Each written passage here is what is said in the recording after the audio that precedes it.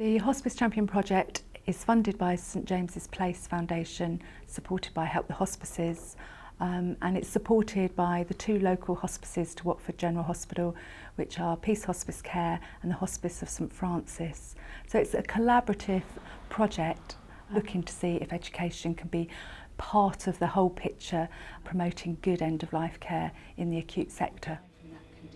So the main focus is identifying champions, hospice champions on 11 allocated wards, and then working with them to make sure that they feel that they've got the knowledge and either delivering education if there are areas where they want to know more, or signposting them to other education from the local hospices or the community that are available.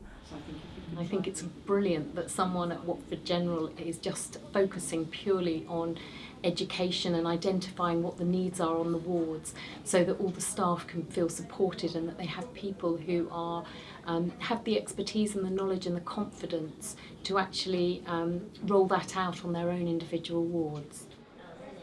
In an acute setting, the focus very much appears to be on intervention, cure and treatment.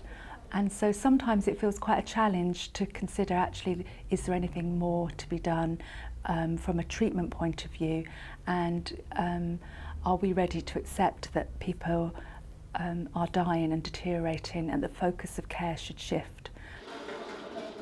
The environment is a challenge here at Watford for anyone. If someone's in a bay and they're dying, it's about how can we do small things that will make a difference. Can we move the bed to the end of the bay if there are no side rooms available, just so that the family have a bit more privacy. It's often the small things that make people feel supported and cared for. It is the cups of tea that show that people understand.